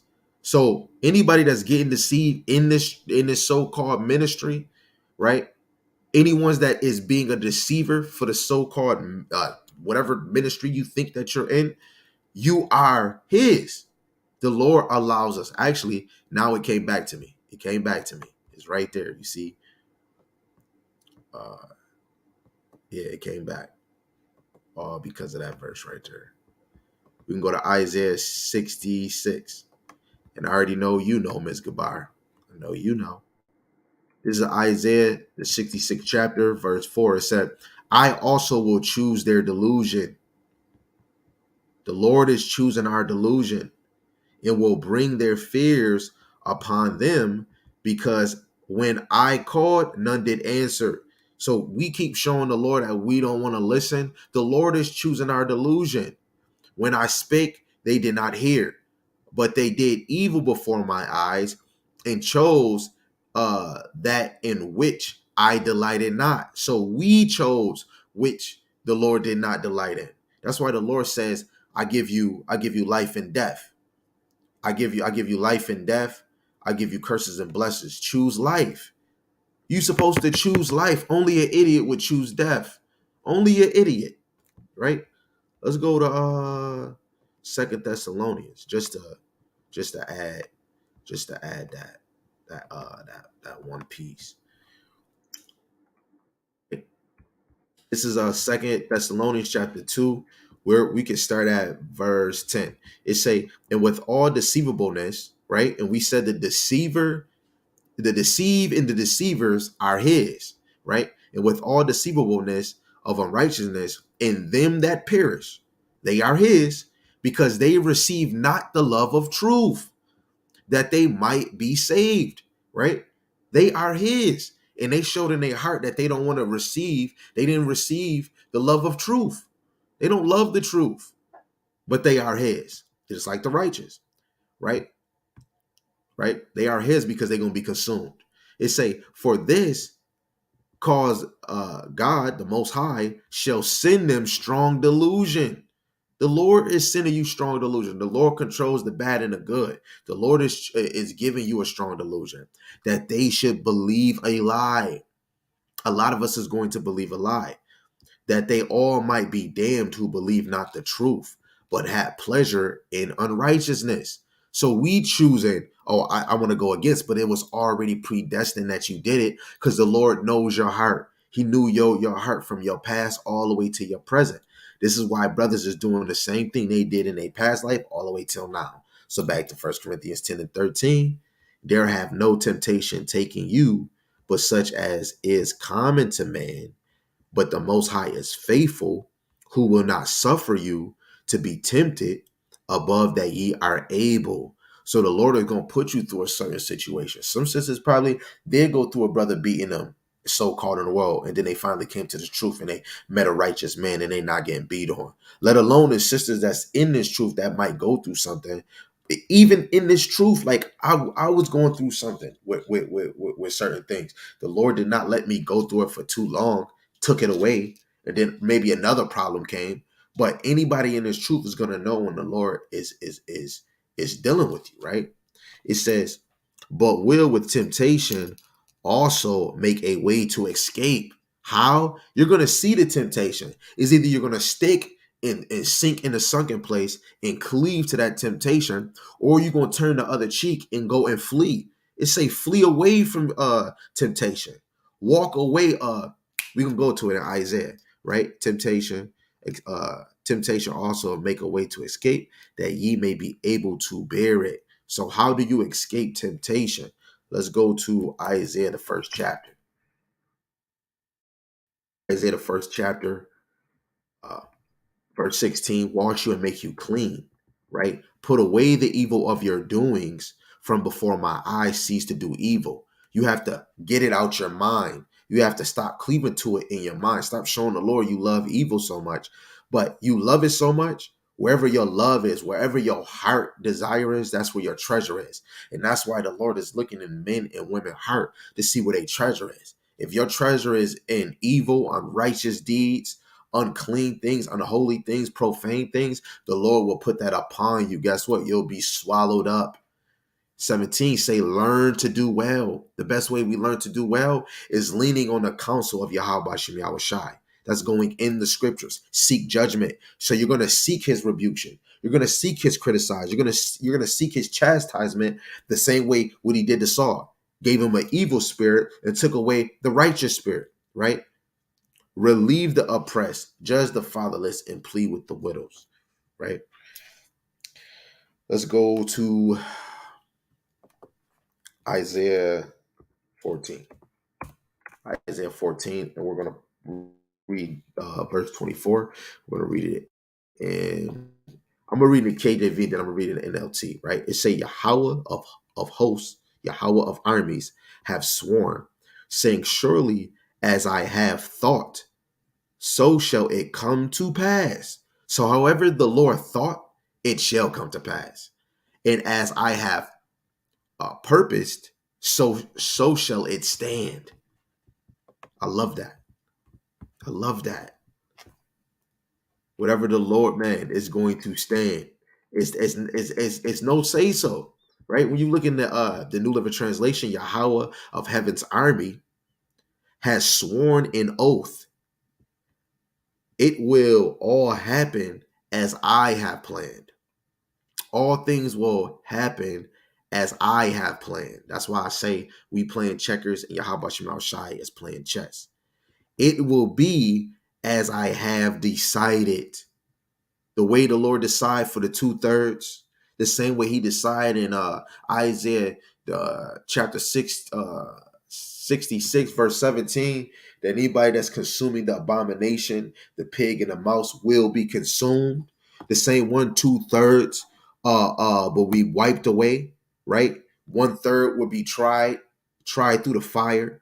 144 will be elect. The Lord will plead with all flesh. It will be as I have decided. Okay, Miss Gabar put out James the 4th chapter, verse 7 to 8. It says, submit yourselves therefore to God. This is you choosing, hey, you know what? Let me stop going against the Lord. That's like you going against your father all the damn time, or you going against your mother. No, we're gonna submit to the Most High Yahweh and resist the devil. That's the only way you can resist the devil, if you submit and you yield to that authority. We always keep saying a woman has to yield to authority of the man, let alone if you understand and believe in this Bible, a man has to yield too. He has to yield to Hamashiach Yahushua. A woman has to yield to her husband. And while she's yielding to her husband, believing in the scriptures, she is yielding to Yahweh Shem Yahushua. And he will flee from you. If we don't submit to the Lord, submit and yield to his authority, the enemy from the left-hand side ain't gonna never flee. This is why we're gonna always deal with things. When you go to St. Matthew, the 12th chapter, when the spirit left the man and it came back with 7 more seducing spirits, you have to understand, when you really submit to the Lord, that spirit will freaking leave and that joint will never come back. Just like when Hamashiach Yahushai when the spirit was like, oh, put us in those herds or those pigs, right? And what he did, He took those unclean spirits and put it in a swine, and the swine ran into the water, right? Verse 8, it says, draw nigh to the Most High, and he will draw nigh unto you.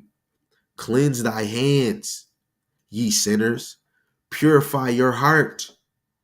We got to start sanctifying our heart. We got to start cleansing our heart, washing your heart, rebuilding our heart, rooting our hearts in Yahweh Shem Yahushai. What will Yahweh Shai do? Okay, let's go to it.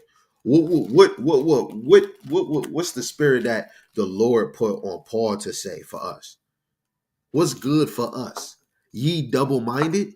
A lot of us is double-minded because we got this and we got that. You want to be worldly? You got a lot of us got 2 foots in this damn thing.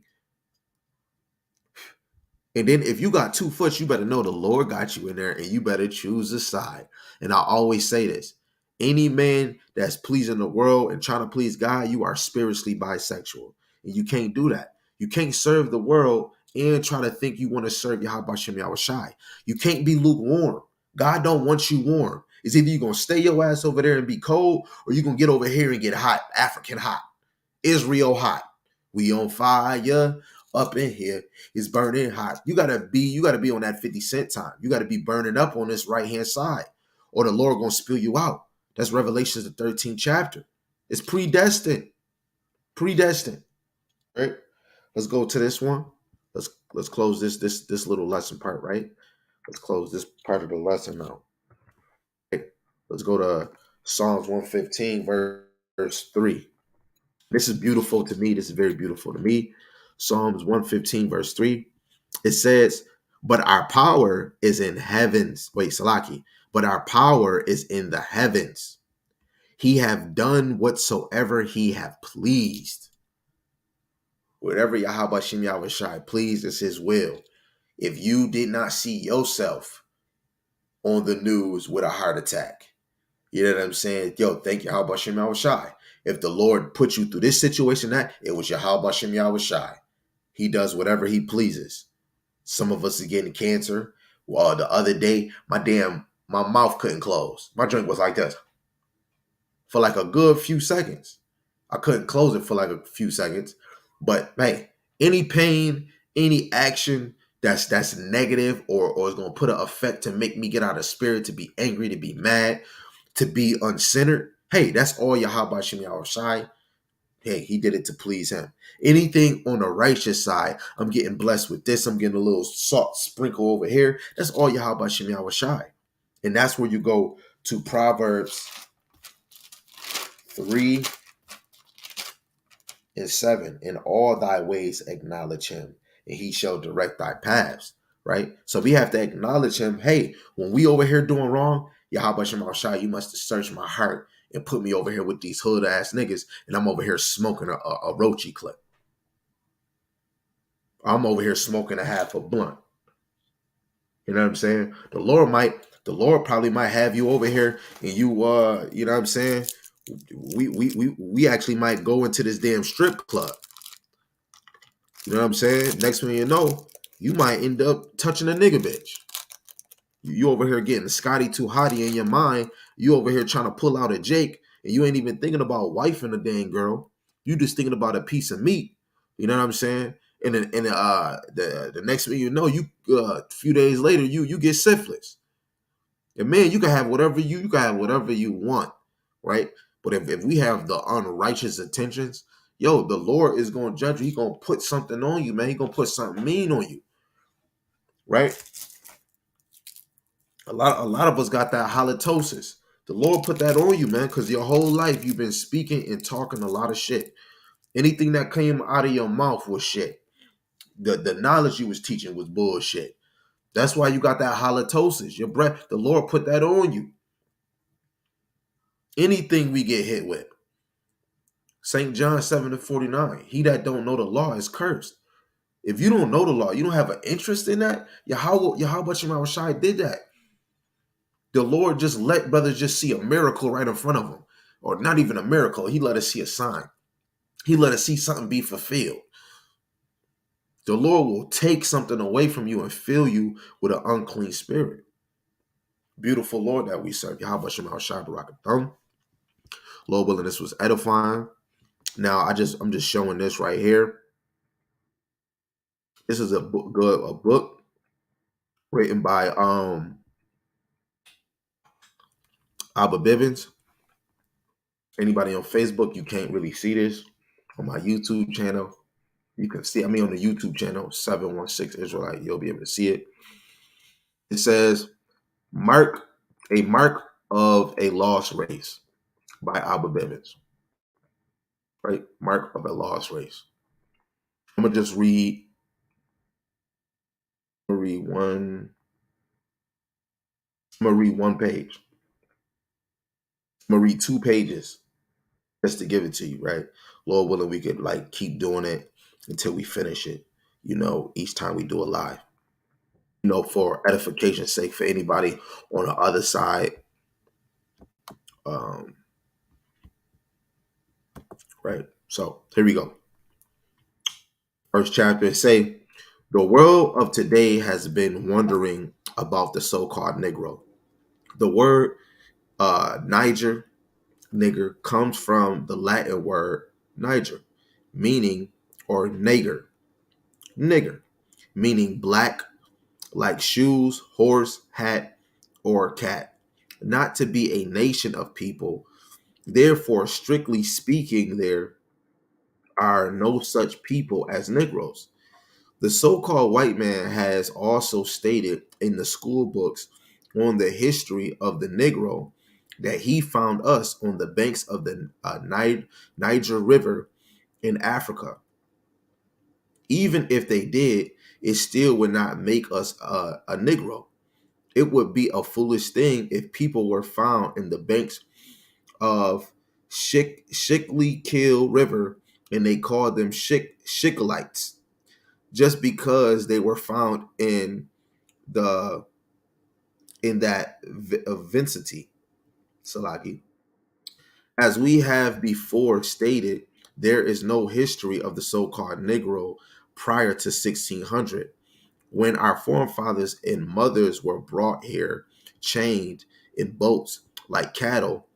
Only the Bible, as it is written in Ezekiel, the 19th chapter, verse 4, the nation also heard of him, and he was taken in their pit and bought him with chains unto Egypt.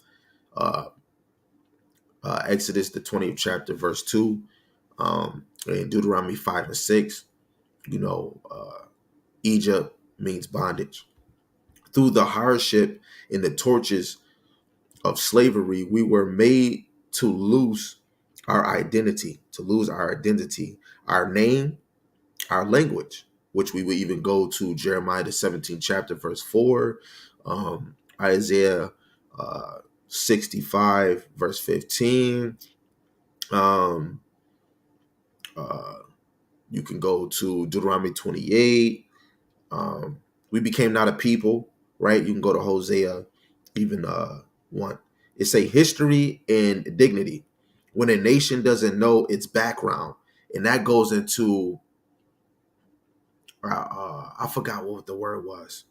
I had it earlier.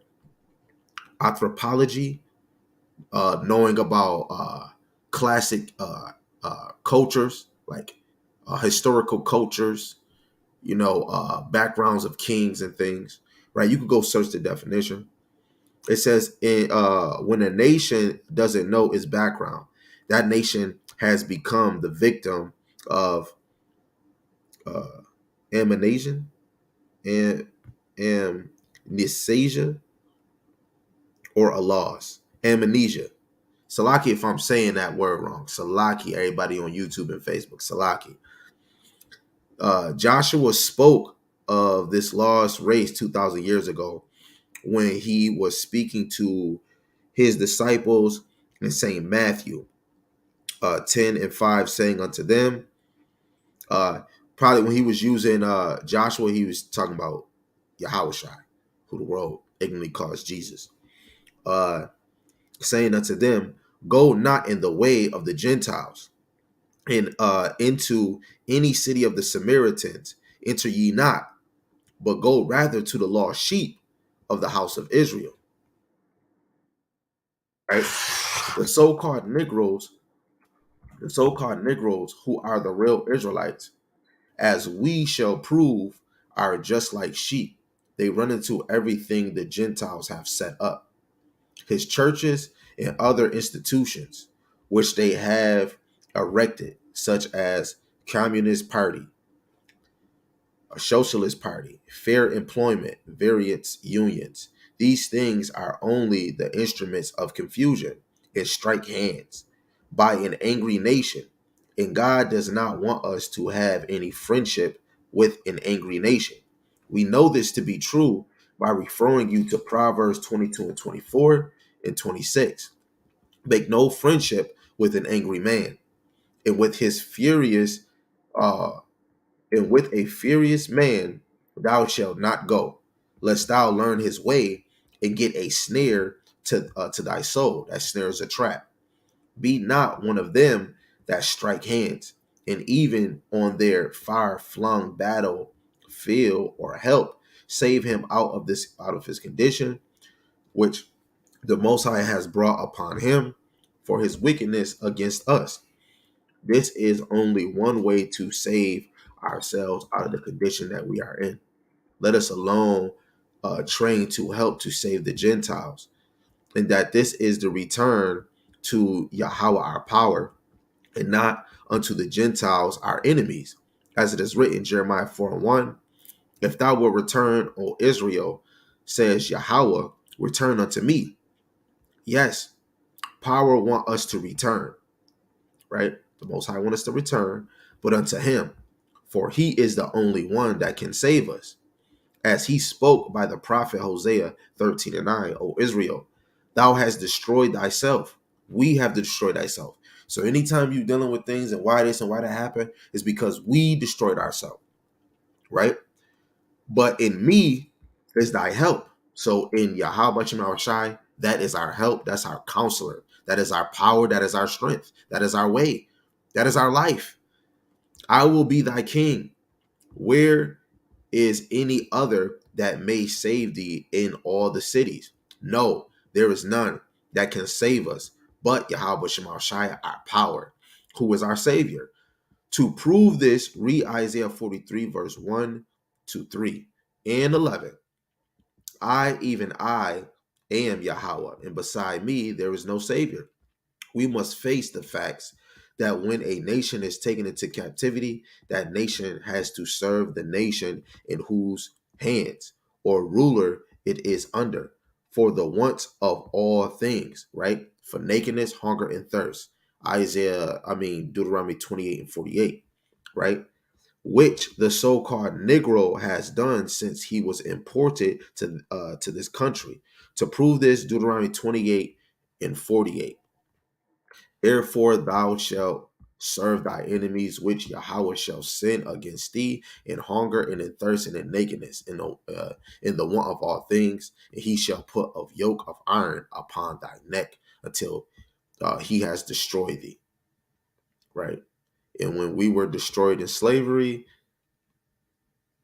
is an example of Deuteronomy 28 and 48. Right. I'm not going to keep going on this. So Lord willing, if you do watch my lives, just know we just read 14:15. So if I do a lesson tomorrow or whenever the next time is, remember 16:17. I'm going to remember, but guess what? This is going to be a test. We have to desire knowledge. So if you really want to continue on to reading that after we do lessons or, any other time, remember the next page is 18 and 19. I'm going to remember. But if nobody reminds me, and I'm not talking about Miss Gabar or Miss Adar, if nobody outside of them can remind me, I won't continue on going. But Lord willing, this whole lesson was edifying. If I could do it, you could do it. If you could do it, I damn sure could do it. Death to America, death to Esau, not on my time, but his time. He's never early, never late. He is always on time. It's your brother Adar Gabar. I am not better than you, and you damn sure not better than me. I don't look at myself like I'm better than anybody in anything that I do. I am just trying to do the work and endure. I'm trying to educate myself. I am not the best teacher. I do not have the number one 100 best breakdown. I am trying to deliver the ministry to the best of my ability. And Lord willing, you're getting fed. And if not, I'm sorry. Lord willing, the Lord can make me better, right? And it's so many teachers. The Lord made sure that his hopeful elect can get fed before the coming of Hamashiach Yahushai. So Lord willing, you're eating spiritually more than you're eating physically. Don't let that go over your head, right? Don't trick yourself away from getting into the good news, the ministry of Yahweh Shem Yahushai, but treat yourself to the marvelous righteousness that the Most High Yahweh Shem Yahushai give liberally. And with that, Shalom, Israel.